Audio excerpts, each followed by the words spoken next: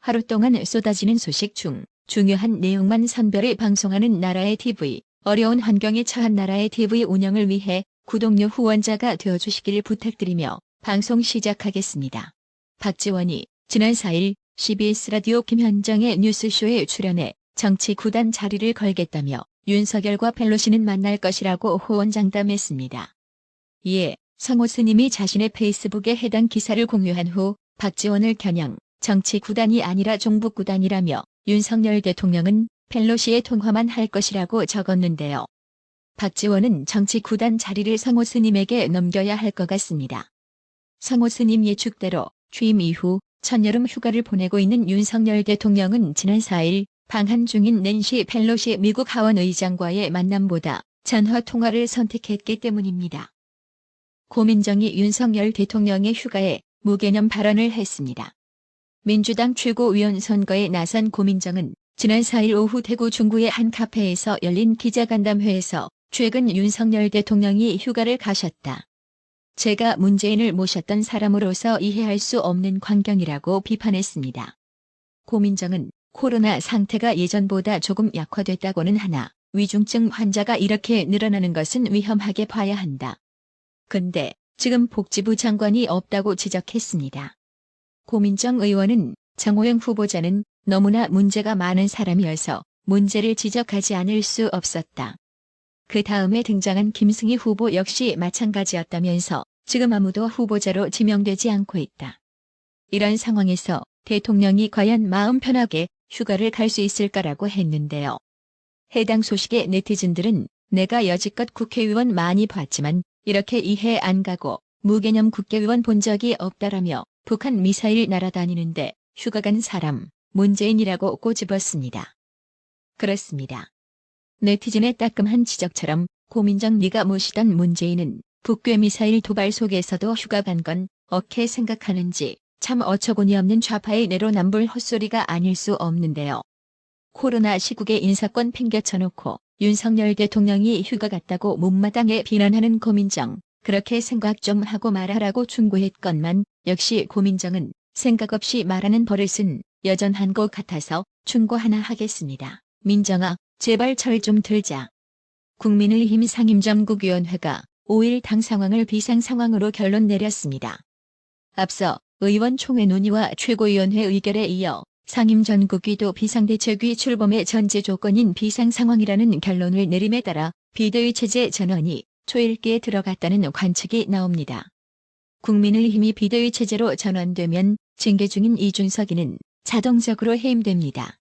이준석은 자신을 향한 자동 해임 시점이 다가오자 결국 전면전을 택했습니다. 이준석은 비대위 출범에 따른 당대표 자동 해임이란 코너에 몰리면서 당내 윤회권에 대한 여론전을 더욱 강화하고 절차적인 정당성에 대한 반발을 이어가고 있습니다. 이준석의 당대표직 복귀 길이 막힘에 따라 이준석의 비대위 체제 전환과 관련 가처분 신청 등 법적 대응에 나설지에 초미의 관심이 몰리던 상황입니다. 이준석은 9일 전국위에서 당대표 자동 해임이 확정될 경우 즉각 법적 대응에 나서기로 했습니다. 국민의힘 내 불화가 윤석열 대통령과 이준석 간 정면 충돌로 비화된 가운데 홍준표 대구시장은 정권과 나라의 안위를 내세우며 윤석열 대통령 편에 섰습니다. 지금 하는 건 막장 정치로 가자는 것으로밖에 볼 수 없다고 이준석을 비판하기도 했습니다.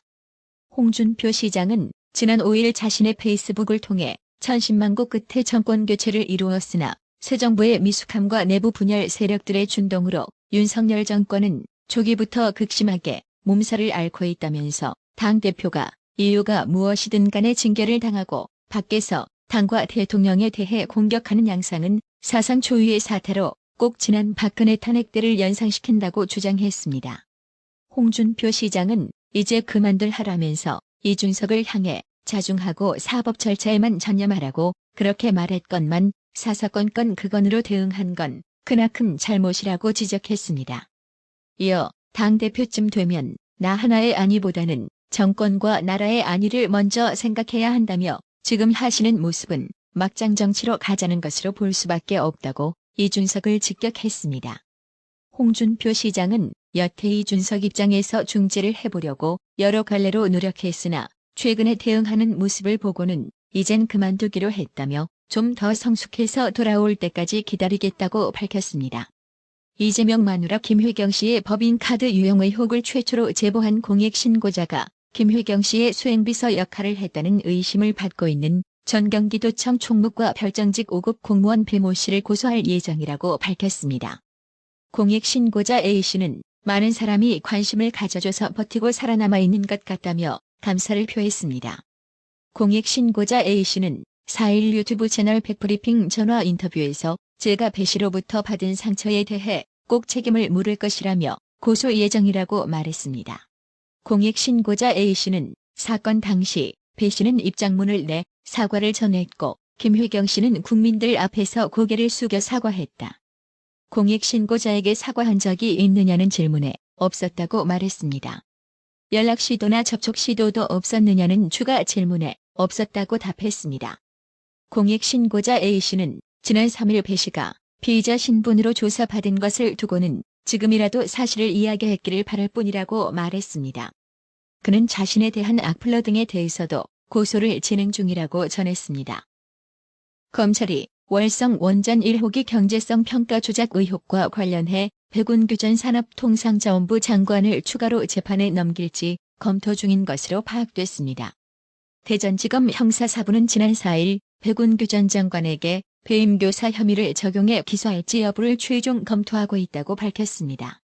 수사팀은 백운규 전 장관이 원전 조기 폐쇄가 한국수력원자력에 1,481억 원의 손해를 입히게 될 것을 알면서도 부당한 지시를 내려 조기 폐쇄를 강행했다고 보고 있습니다.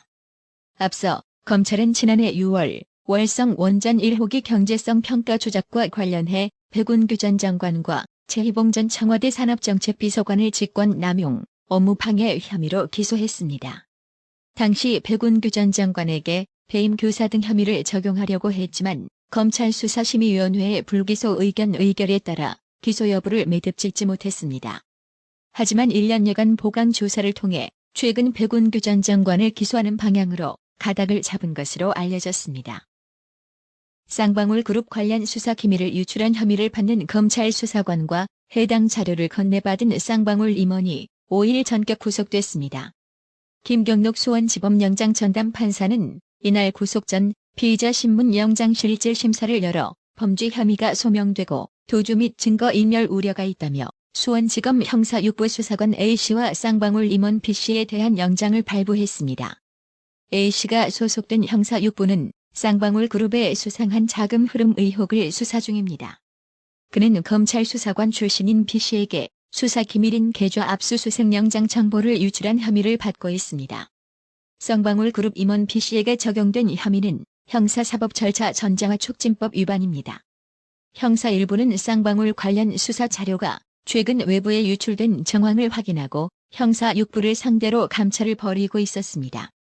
형사 1부는 최근 서울 용산구 쌍방울 본사와 형사 6부 사무실 압수수색을 연달아 진행했고 지난 4일 A씨와 B씨의 혐의를 확인해 이들을 긴급 체포한 뒤 구속영장을 청구했습니다.